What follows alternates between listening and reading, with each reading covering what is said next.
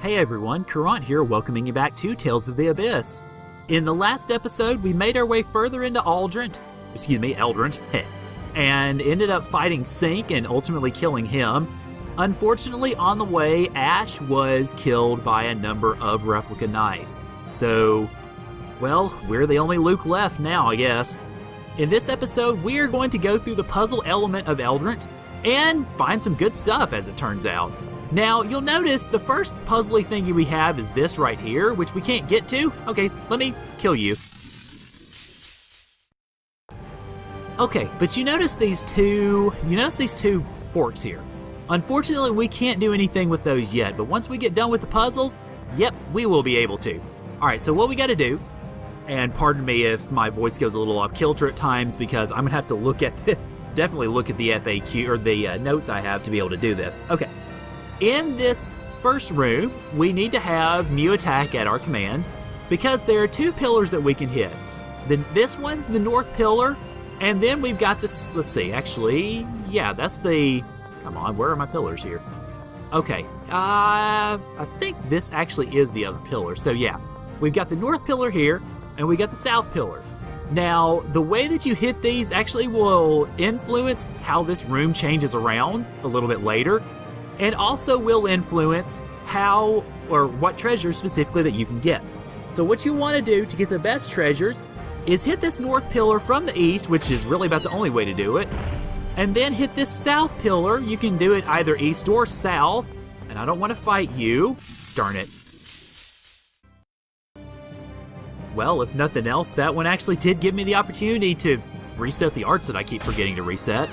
But hit this other pillar for the south, or from the south rather.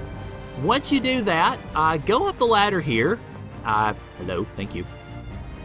And then once you get to the top of the ladder, switch over to Mew Wings, because there is something we can actually hit to go ahead and get an item, if I'm not mistaken. Let's head over here. Okay, Mew Wings.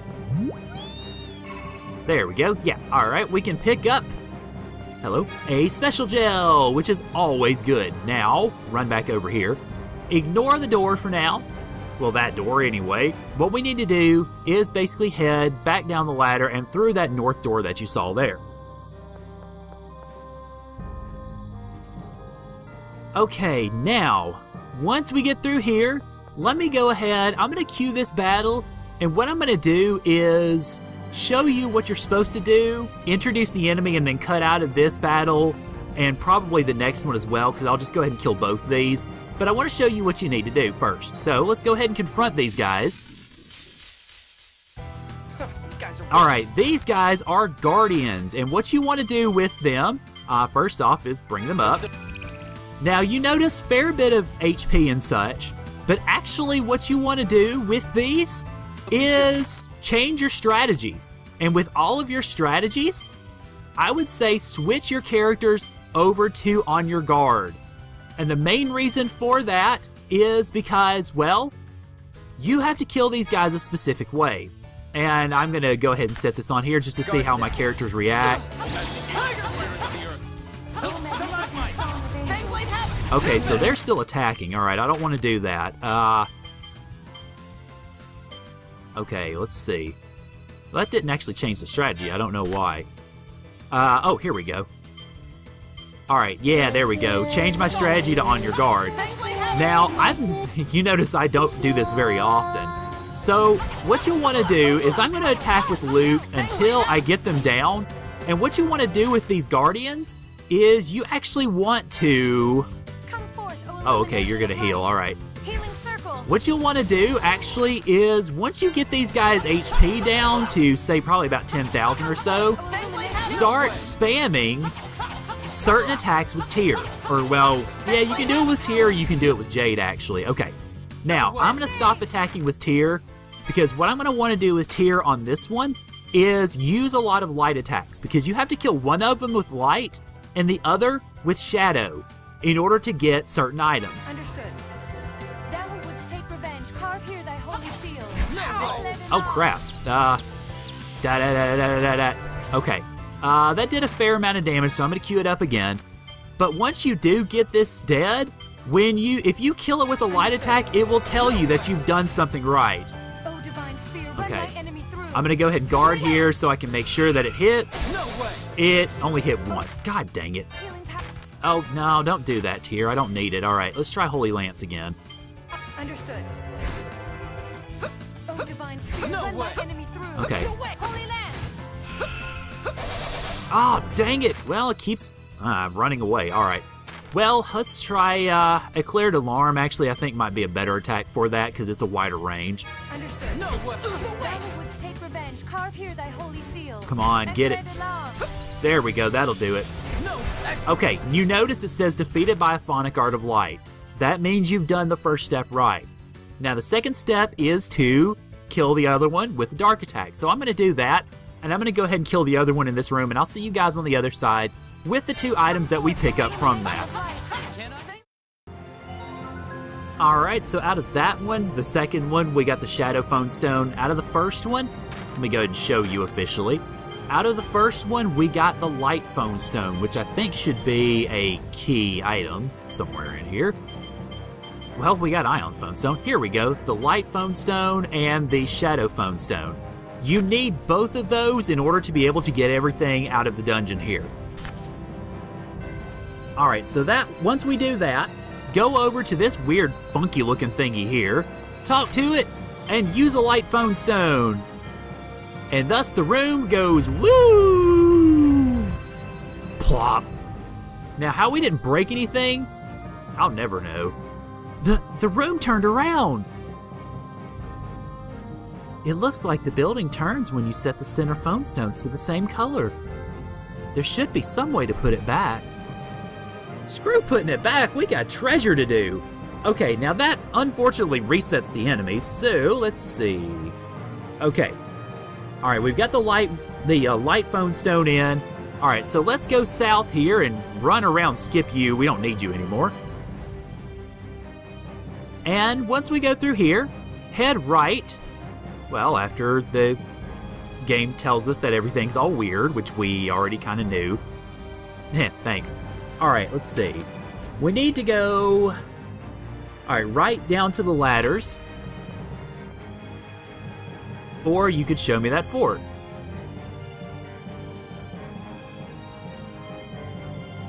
Which we're going to ignore right now. Like I said, go right to the ladders. Go to the north ladder. Head up it. And then we've got ourselves another fort to Mewing. So, obviously I need to switch over to that in a second. Let's see, there's your fork, okay. That would be Mew attack. I had it on wings to begin with. Now that, of course, as you see, opens yon door, which we will go through eventually. Okay, once we've done that, now we need to go back down to the other ladder we saw, which fortunately is not very far away. You notice it's right there. When we take that ladder, we will follow the path, well, actually this one, and then go up to that one. Once we take this ladder, we can follow the ladder path up to the top, and we've got another item waiting for us, which is a pretty good item, actually. Not as great as, say, a fancy schmancy super duper capacity core, but hey, you know, beggars can't be choosers, really. Okay, follow that path, I guess. And you notice we hit the switch as we are running to flip the room around. That is basically what we were supposed to do. And we go out to the door, which fortunately will not shut on us again, to get a Phonic Sword, which I think is Luke's, and it's actually better than Key of Lorelei. Wow. Okay, I didn't expect it would be. Alrighty. Okay, now once we're in here, let's see, go back. Okay, hit the room, switch in the room. Alright, that switch. So that the room will flip back over again. And plunk, we fall.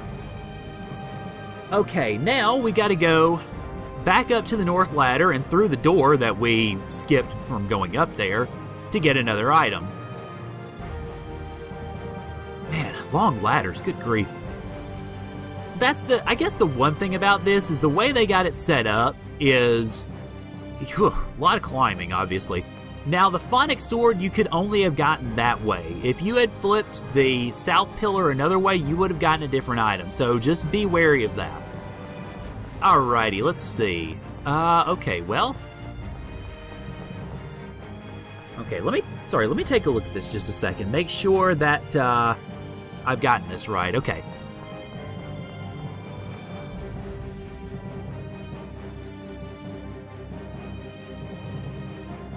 Alright, let me make sure here. I need to go back through this way. I think actually... Let's see. Might need to flip this back around here to get back to some sense of normality. That'll work, and if it ends up that's not the case, I will... Okay. If that ends up being the case, then I'll just pan back to it. I'll cut back to it so that we get this right here. No, I'm pretty sure this is not correct. No, it's not. All right. I'm going to pan back and redo this so that we've got this right. So hang tight. I'll see you guys in just a second. Okay, I finally figured it out, and I was an idiot. Because what you have to do is, after you get the Banach Sword, you do go down and hit that floor switch that the game demonstrated a little bit ago. What you do after that is go through this door. And then head over to the right, over this way, and pick up more treasure, which as it turns out we have. Let me get over this way so we can get the treasure. Okay, I think it's through this door here. Door's closed, alright, I'm not sure why. But there should be Banach gloves there that you can pick up. Once you do that, go through here and use the Shadow Phone Stone to flip the room again. Actually, now that I think about it, that door might have closed because I reset the puzzle, so I'll just have to go back and get that in the meantime. Okay, so once we flip the switch, go back south again, and get away from you. Really. Okay.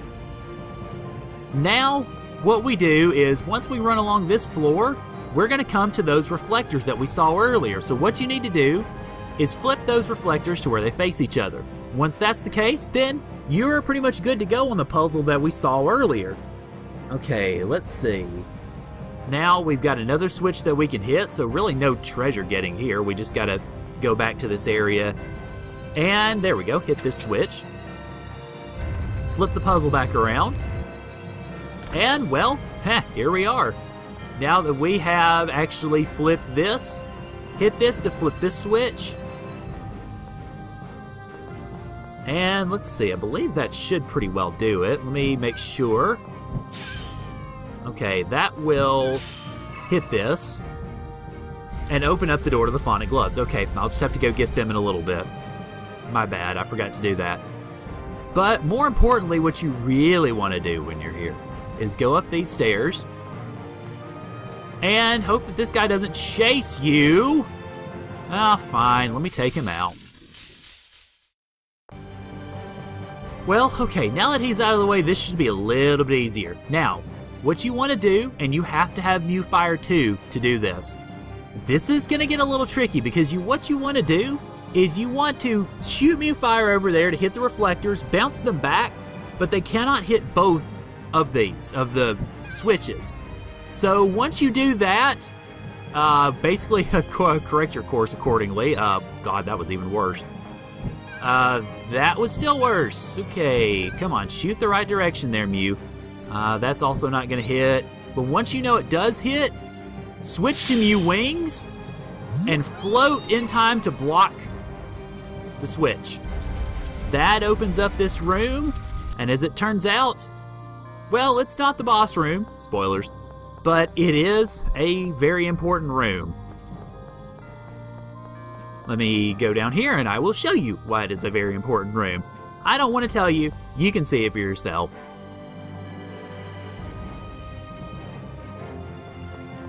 Really pretty, don't you think? Nice monolith in the center there. What's this? It's beautiful. It appears to be someone's grave. Whose? Julia's. Van brought me here once when I was a kid. He told me the Finde family had secretly protected Julia's grave for generations. Then Julia passed away in Hod? I never knew. That's... But who's been taking care of all this? These flowers and everything? Yes, it certainly has been maintained well. It's Van. But he hates the score, doesn't he? Wouldn't he hate Yulia too? Perhaps. Perhaps not. Van taught me Yulia's phonic hymns. He said we were to lead the world as Yulia's descendants. I doubt he would have done that if he hated Yulia. More than the score itself, Van may hate the masses that blindly follow it. Perhaps. I don't know what Master Van thinks of Yulia. But he and Tyr are both her descendants, right? That's more than enough reason to offer her flowers. Van. Okay, so yeah, we're in Yulia's grave, and there's some things we can pick up here. We get a treat, which is always a treat. And of course, more importantly, yeah, we get the final phonic catalyst. Is this? There's phonon interference going on. So this is one of the planetary art catalysts too? It's at Yulia's grave. Might it have some relation to her? Yulia was a scorer after all. This may be the staff she used. I hate to disturb her rest, but let's take it with us. Tyr's her descendant, right? I'm sure she'll understand. Yulia, please forgive us. So we get the unicorn horn.